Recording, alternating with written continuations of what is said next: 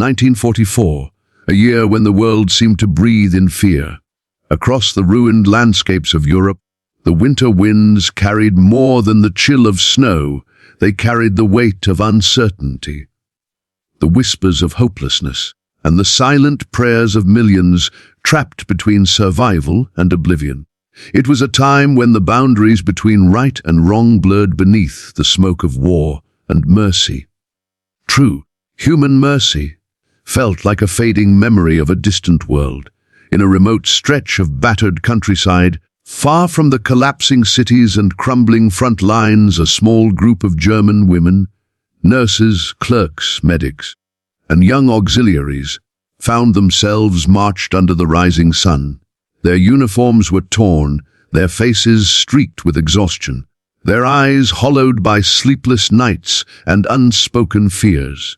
They had surrendered without resistance, believing captivity would at least preserve their lives. But dawn brought rumors more terrifying than any battlefield that the enemy had orders to execute them.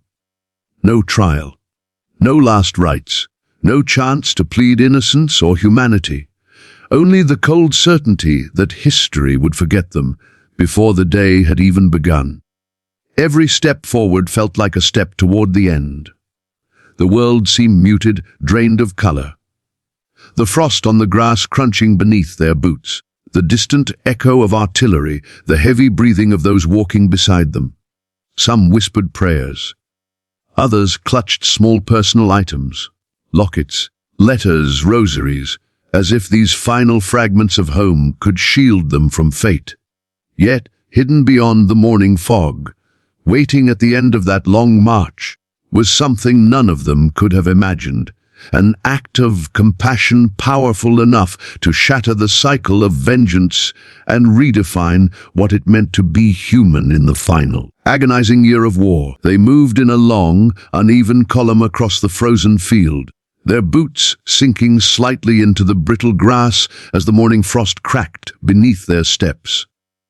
The sky above them was an unbroken wash of gray, a color so dull and heavy it felt almost oppressive. Not a single bird called from the distant trees, not a whisper of wind stirred the dead branches. It was a morning stripped of life, stripped of warmth, stripped of anything that could comfort the human spirit. And for the women marching under guard, that hollow silence felt like a prophecy, a stillness that belonged to final moments before endings. They were exhausted beyond measure, each having endured sleepless nights and endless uncertainty. Their uniforms, once pressed and proper, now hung loosely over their frames, stained with dirt, sweat, and the residue of fear. Some still clung to small personal items, lockets, worn photographs, a necklace with a broken clasp, a folded piece of paper tucked into a pocket. These were the last fragments of the world they had left behind, of families they may never see again, and memories that suddenly felt both comforting and unbearable. With every step they took, their thoughts spiraled inward. None dared to speak, none dared to break the fragile control they were barely holding together. The ground beneath them seemed to stretch endlessly, and the horizon ahead looked unforgiving, as though the earth itself refused to offer refuge. Their breaths formed small clouds that dissolved in the air almost instantly, disappearing the way hope had vanished from their hearts. The rumors had been circulating since the night before, whispered among the women in trembling voices after the guards had walked away. They had overheard fragments of conversation, hints of an order that chilled the blood execution. Dawn. No exceptions. The words echoed in their minds now with every step they took, each repetition making the terror sharper. For some of them, the mere thought of dying so far from home, without a name or grave or farewell, was unbearable. Yet there was nowhere to run, nowhere to hide, and no one to plead with. They were trapped between the world they came from and the fate that waited ahead. One of the women, a young medic named Lise, walked with her hands clenched tightly around a small rosary that once belonged to her grandmother. She kept her eyes lowered, watching the ground as if it held the answers she needed. She tried to whisper a prayer, but her lips felt too cold, too stiff, too numb. The words formed only in her mind, circling endlessly, battling to steady her breathing. Every so often she glanced sideways at the woman marching beside her, a clerk named Helga, whose face was pale, her expression hollow, yet her jaw was set with a kind of resignation that made her look older than her years. Further down the line, an older woman named Marta struggled to keep up. Her legs trembled with each step, and the cold gnawed at her bones. She had been a nurse for most of her life, tending to the wounded and the dying long before the war arrived at her doorstep. But now, faced with her own mortality, she felt strangely detached, as though observing her life from afar. Every few steps, one of the younger women reached back to steady her, offering silent support. The guards didn't stop them. They watched but didn't interfere, their faces unreadable, their intentions hidden behind a wall of uniformed stoicism. Ahead of the column walked two American soldiers, their rifles slung across their chests, their boots moving with the crisp confidence of men accustomed to command. They spoke little, communicating only with curt gestures and the occasional glance over their shoulders to ensure the women stayed in formation. There was no cruelty in their behavior, but neither was their comfort. They did not offer smiles or reassurances. They simply led the way, following the path that snaked through the frost-covered grass and toward a destination none of the women wanted to imagine. The air smelled faintly of smoke. Distant gunfire, burning rubble, the remnants of battles fought far from this field.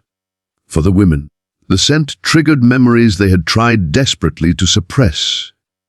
Memories of medical tents filled with wounded soldiers, of nights spent listening to artillery fire that seemed too close, of friends who had not survived the chaos.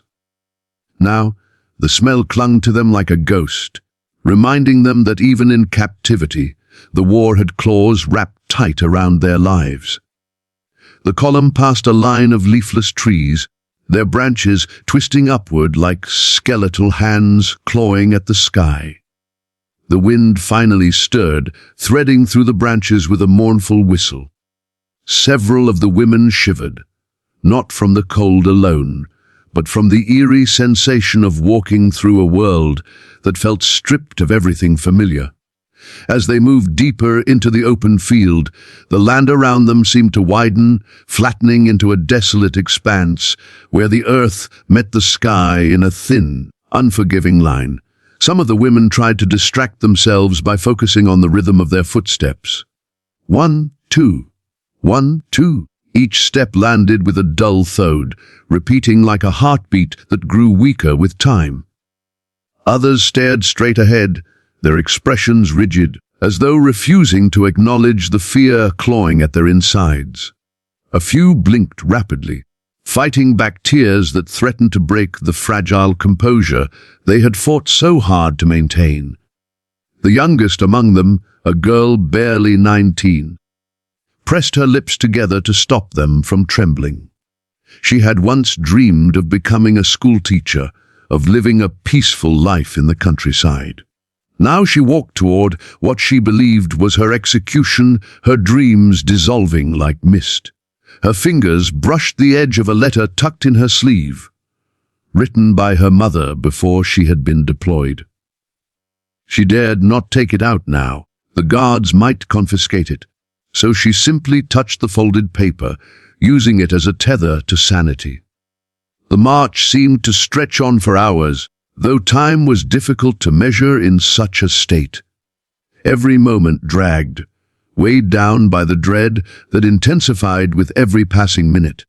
The terrain shifted slightly, rising and falling in subtle dips, but the path remained clear. A stark contrast to the confusion in their minds. No one knew exactly where they were going, but all of them feared they understood why. In the distance, beyond the field's far edge, they could see faint shapes, Structures, maybe tents, maybe makeshift posts. The sight offered no comfort. If anything, it deepened the terror. A destination meant the march was ending soon, and the end of the march, in their minds, meant the end of everything. Lise swallowed hard, her throat tight. She tried to breathe slowly, to force her racing thoughts into silence. But her heart hammered against her ribs, and her legs felt weaker with every step. She wondered if she would collapse before they reached the end. She wondered if collapsing would spare her from what came next, or only make it worse. A sudden gust of wind swept across the field, lifting stray strands of hair from the women's faces and carrying them back again. Some closed their eyes briefly, letting the cold air wash over them, as though it could numb the fear if only it blew hard enough. But the fear clung stubbornly, refusing to let go. As they walked, the silence grew louder. It was the kind of silence that presses against the ears, that fills the space between heartbeats, that speaks louder than words. No one dared look back at the soldiers behind them, though they could sense their presence. Steady, constant, unavoidable. The weight of those unseen eyes made the march feel even more suffocating. The American guards, too, felt the tension, though in a different way. They walked with trained discipline, their expressions carefully neutral, but they were not blind to the women's fear. They could see how some struggled to remain upright, how others trembled with each step, how many stared straight ahead with eyes filled with dread. Yet they did not speak. Orders were orders, and silence was easier than compassion in moments like this. The march continued until even the clouds seemed to press lower, as though the sky itself were falling toward the earth. The field narrowed into a natural corridor bordered by trees on one side and an embankment on the other. The shift in landscape made several of the women's hearts sink. A narrow place. A hidden place. A perfect place for what they feared most. Helga felt her knees weaken. She bit the inside of her cheek hard enough to taste blood, forcing herself not to break down. Beside her, Marta murmured something under her breath, perhaps a prayer, perhaps a memory, perhaps a whispered farewell that no one else could hear. Nobody knew how close they were to the end. Nobody wanted to know. They only marched because there was nothing else to do, their feet carrying them toward a fate they could neither fight nor flee. But the silence, the dread, the frozen field, the steady march, they all carried one truth. The women believed they were walking into their final moments. They believed this was the last sunrise they would ever witness, the last breath they would ever take in a world that had already taken so much from them. And yet, somewhere beyond the frost, beyond the fear, beyond the horizon they could not see, destiny was quietly rearranging itself in ways none of them could have imagined. They had marched for so long that time itself felt distorted, as though the world had slowed down to force them into a deeper awareness of every step, every breath, every fear. When the soldiers at the front finally lifted their hands and signaled the column to stop, the freezing air seemed to thicken around the women. Their boots halted almost in unison, the sudden stillness more terrifying than the march itself. The sound of the final footsteps echoed across the field and faded into silence, leaving only the faint rattle of shivering bodies and the soft creak of leather straps from the soldiers' gear. The women remained frozen in their positions, afraid to look up, afraid to look around, afraid to breathe too loudly. Every heartbeat felt amplified inside their chests, each pulse a reminder that time was still moving, if only for a moment longer. They stared straight ahead or down at the ground, refusing to acknowledge the horrifying expectation building inside them. The execution they had feared throughout the march suddenly felt close enough to touch. Some of the women clasped their hands together tightly, their fingers numb and trembling. Others pressed their lips shut, biting down hard to prevent themselves from crying out. A few closed their eyes entirely, hoping that if they did not see the soldiers lifting their rifles, maybe they would not feel the moment the bullets claimed them. They knew death was coming, or believed it was. Every sign pointed toward it. Every rumor whispered at night. Every strange look from the guards. Every unspoken tension in the air. Lise felt her legs wobble. She tried to steady herself, planting her boots firmly on the frozen earth. Her fingers closed around her rosary so tightly that the beads dug into her skin, but she didn't loosen her grip. She barely noticed the pain. Her mind was drowning in memories, her grandmother lighting candles at church, her mother humming quietly while sewing, her younger brother running through the garden with a wooden toy plane. These images felt painfully vivid, as if her mind had pulled them forward in a desperate attempt to hold on to life for a few final moments. Beside her, Helga inhaled sharply, her breath catching halfway through. She glanced at the ground, trying not to look at the soldiers behind them. Her heart pounded so loudly she thought the guards might hear it. She remembered hearing stories shared in hushed voices by other prisoners, stories about executions carried out swiftly at dawn. No trial, no mercy, just the blunt, cold efficiency of wartime judgment. She felt certain now that those stories were about to become her reality. At the far end of the line, the youngest woman, the girl who still carried her mother's letter hidden in her sleeve, began trembling uncontrollably.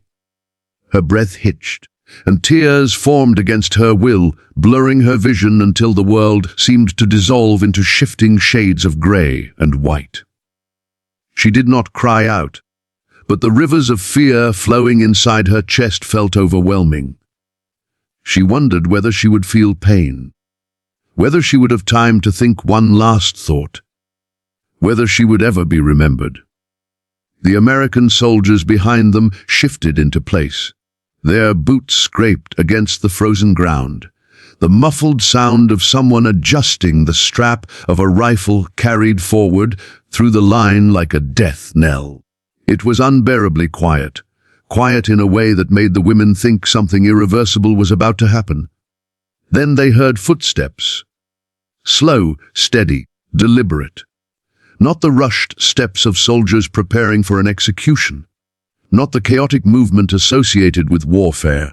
These footsteps carried something else. Intention, authority, and strangely something calm. The women did not dare to turn around. They only listened as the steady rhythm of those steps grew louder, each thud echoing through the hollow space inside their chests. Lise finally lifted her gaze just slightly, just enough to see movement ahead. A silhouette emerged from the distant mist. One man, alone, walking toward them.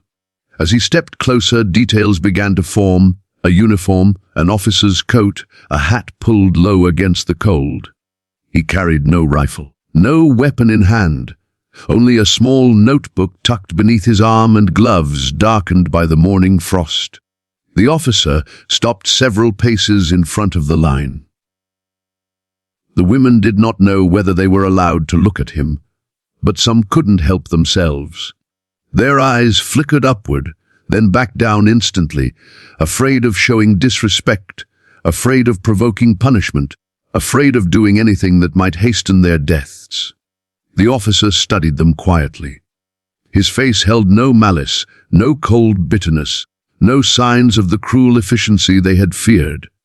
Instead, there was something else. Something none of the women had expected. A softness in the eyes, a flicker of conflict, a hesitation that contradicted the rumors of executions.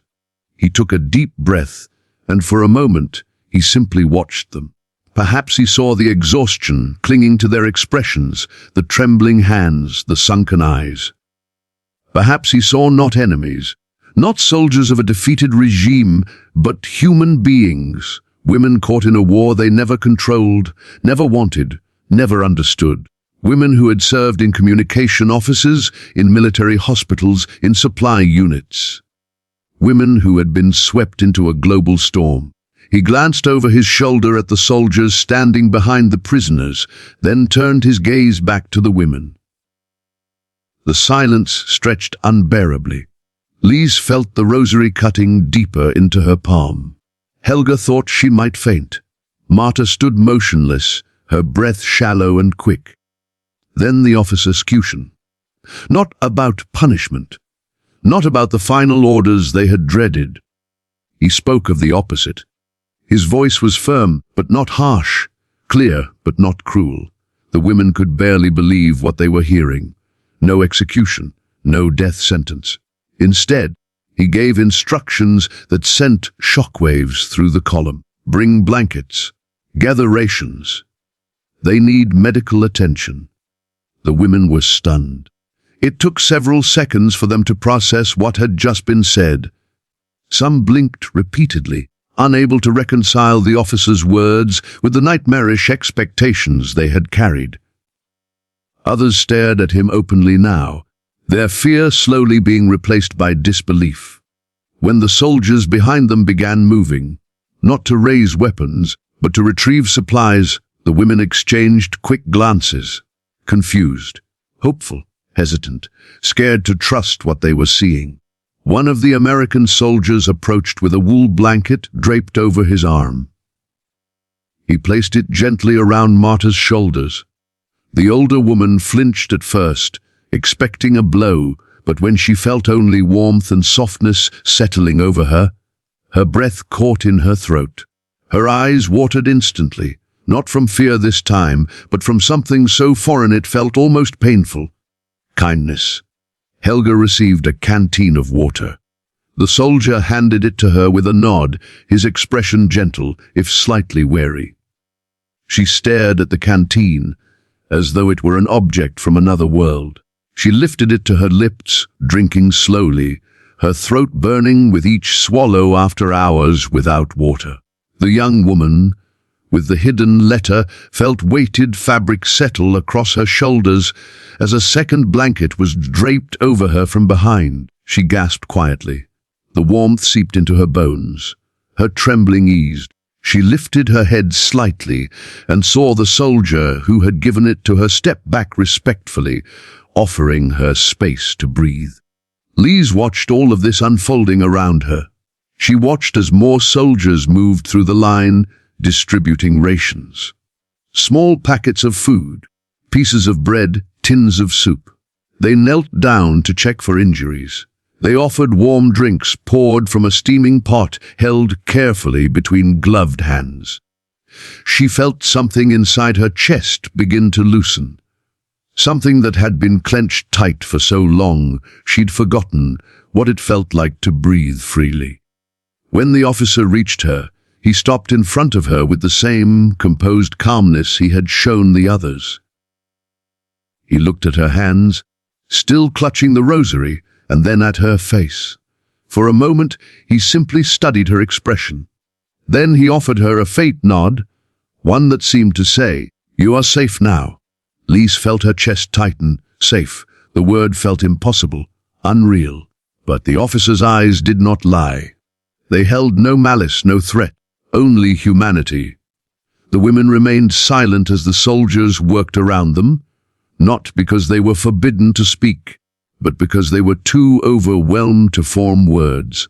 Every action contradicted the terror that had gripped them. Every gesture replaced the cold expectation of death with something incomprehensible. Mercy. Helga finally exhaled deeply, a sound halfway between a sob and a sigh of relief.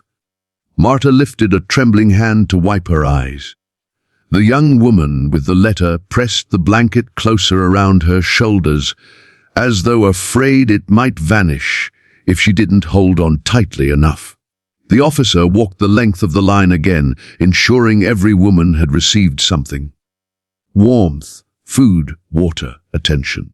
Then he looked to his men and gave a final order that sealed the truth of the moment. Set up a temporary aid station here. The words hung in the cold air like a miracle. The women who moments before believed they would be executed now watched as tents were unpacked, as crates were opened, as soldiers kneeled in front of them, not to take their lives, but to save them. Everything they had feared evaporated slowly, replaced by a quiet, overwhelming shock. They were alive. They were going to remain alive. They had been spared not by luck, but by the deliberate choice of a man who refused to let the brutality of war decide their fate. The transformation of the scene was so profound that some of the women could hardly comprehend it.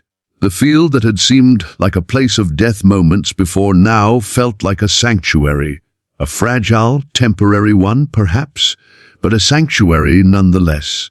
Lise finally released her grip on the rosary. Her hand tingled with pain as blood rushed back into her fingers. She looked down at the beads, then up at the officer, then at the soldiers tending to the others. Her heart felt lighter, though still fragile, still cautious. But the weight of doom had lifted. No rifles fired, no last orders were given, no final breath was taken. The women had expected their lives to end that morning. Instead, they had been returned to them. The first rays of sunlight began to filter weakly through the morning mist, casting a soft, golden light across the frost-covered field. For the German women, it was a light they hadn't expected to see, not as prisoners, not after the long march that had carried them toward what they believed was certain death. The cold that had clawed at their bones seemed slightly less harsh now, not because the weather had changed, but because a weight far heavier than frost had lifted from their shoulders. Relief spread slowly through them, tentative at first, fragile as the morning air. They dared not fully embrace it, afraid that acknowledging their survival too openly might somehow undo it. But the realization was impossible to ignore. They were alive. They had been spared. Soldiers moved among them with careful precision, kneeling beside women whose uniforms were soaked with sweat and dust, inspecting injuries that had long gone untreated. Bandages were replaced, torn clothes adjusted, and hot drinks carefully poured into trembling hands. The care was meticulous, deliberate, infused with a quiet dignity that contrasted sharply with the violence they had anticipated. The women could barely comprehend the transformation, from a landscape of imminent death to a temporary haven of mercy and attention. Every touch, every gesture of the soldiers was a reminder that human kindness could exist even amidst the carnage of war, that compassion was not bound by nationality, allegiance, or the fog of conflict. Lise felt the warmth of a steaming cup pressed into her hands and brought it to her lips with trembling fingers. The liquid burned pleasantly against her throat, a sensation that made her acutely aware of the long hours she had gone without proper nourishment or water. Helga, seated on a wooden crate beside her, accepted a blanket draped over her shoulders, holding it close as if it were a shield against the memories that still clung stubbornly to her mind. Every woman seemed to be engaged in a delicate negotiation with the newfound mercy surrounding them, uncertain how to process the sudden reversal of fate. Some whispered prayers of gratitude, others simply stared, wide-eyed, at the men who had become protectors instead of executioners. The soldiers were careful not to overwhelm the prisoners. Each movement was measured, each word soft-spoken, each glance respectful. They moved in tandem, organizing a makeshift area that resembled a small field hospital, setting up crates for seating, blankets for warmth, and basic medical supplies for immediate care. Despite the chaotic conditions of the surrounding war, the men worked with a calm efficiency that offered a stark contrast to the panic that had dominated the women's minds only moments before. The scene was surreal. A field that had seemed destined to be a stage for death now buzzed quietly with life, with healing, with care. Marta, the older nurse, finally allowed herself to sit on the edge of a crate. The blanket draped around her shoulders smelled faintly of wool, of warmth, of human effort. She pressed it tightly against her body and closed her eyes, exhaling a long, shuddering breath. Tears formed at the corners of her eyes. Not from fear, not from pain, but from the overwhelming sensation of relief. Every muscle in her body, taut from fear and cold and tension, began to loosen.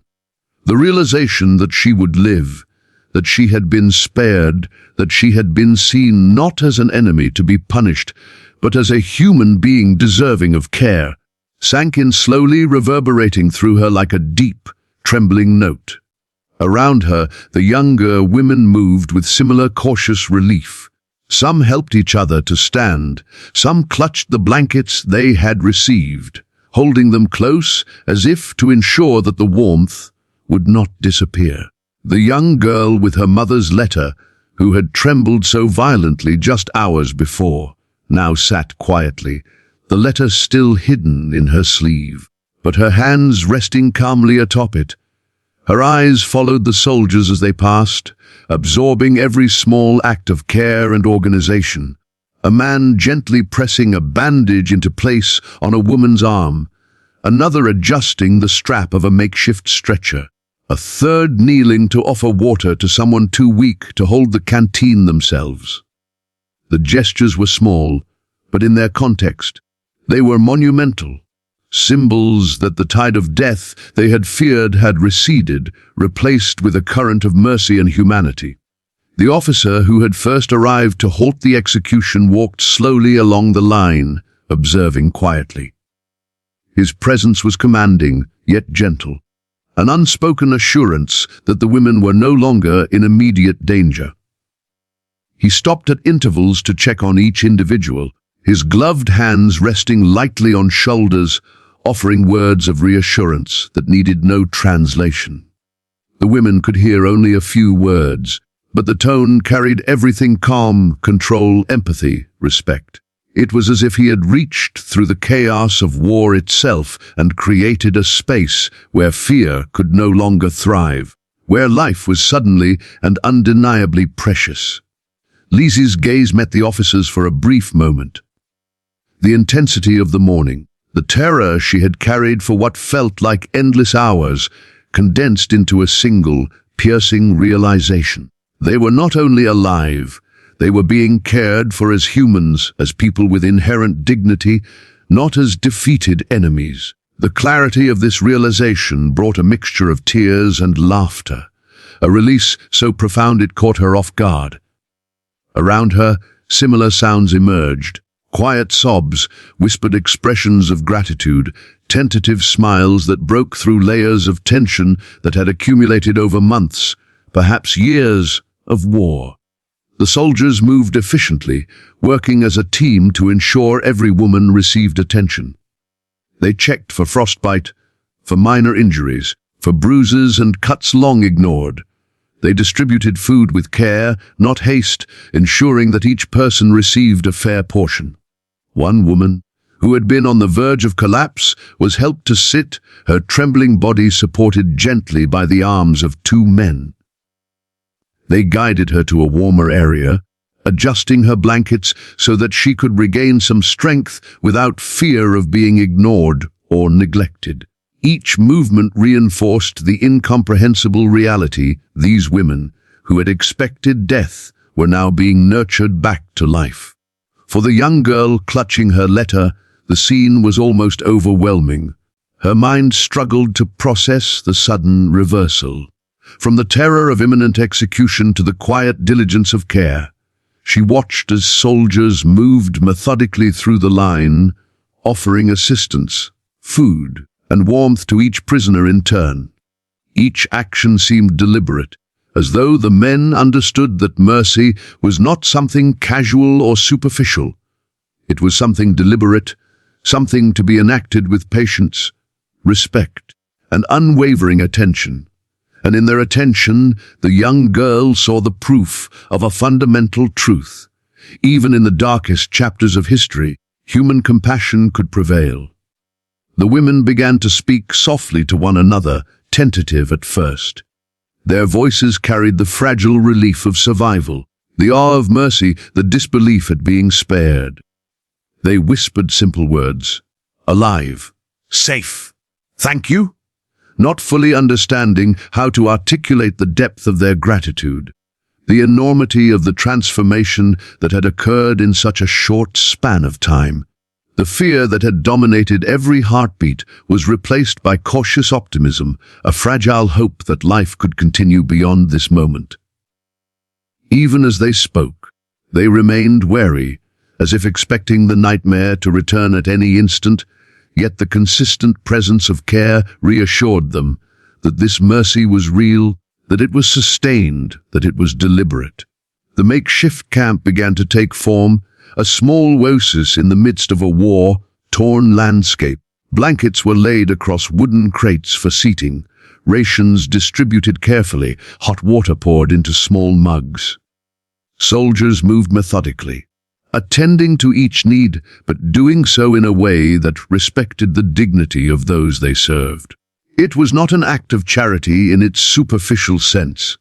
It was an acknowledgement of humanity, a deliberate effort to restore what war had sought to take away. For the women, witnessing this quiet order and meticulous care was nothing short of miraculous. Each movement of the soldiers seemed to reinforce a silent message: your life matters. Your survival matters. Your fear is acknowledged. But it need not define your existence any longer. Marta, who had served as a nurse for decades before the war, now watched with tear-filled eyes as the younger women began to regain composure. She offered quiet guidance to those needing assistance, sharing small comforts and words of encouragement where appropriate. For her, the scene was a profound reversal, from a lifetime of witnessing suffering to suddenly being a recipient of care herself. The blankets wrapped around their shoulders, the warm drinks, the careful attention to injuries, all these gestures conveyed something deeper than simple sustenance. They conveyed recognition, acknowledgement, and respect. Time seemed to stretch in this new reality. The women slowly acclimated to the fact that they had survived, that they were being cared for, that the terror that had gripped them had passed. The field, once a place of dread, was now a space where healing could begin, where the physical and emotional toll of months or years of war could be addressed, at least temporarily. The transformation was almost surreal, the juxtaposition of fear and relief so stark that it felt like stepping through a doorway from darkness into light. By midday, the women had begun to recover some strength. They shared whispered conversations, hesitating smiles, and gentle laughter that had not been heard for weeks, if not months. The soldiers continued their work, moving quietly among them, checking on their needs, offering assistance without intrusion, allowing them the space to process the extraordinary mercy that had been shown. Even the officer who had first arrived lingered nearby, observing, ensuring that each prisoner felt safe, respected, and acknowledged. His presence reinforced the reality that they were indeed alive, that the day had been spared from violence, and that compassion, even in the most unlikely circumstances, could be enacted deliberately and effectively. For Lise, Helga, Marta, and the youngest girl with the letter, the day had begun as the possible end of their lives, and yet it had unfolded into a testament to humanity. The shock of mercy, the careful attentiveness of their captors, and the deliberate efforts to nurture, feed, and protect them marked a moment in time that would forever alter their perception of what was possible amidst the horrors of war. The field that had seemed destined for death had become a sanctuary, fragile but real, where life and hope prevailed over fear and despair.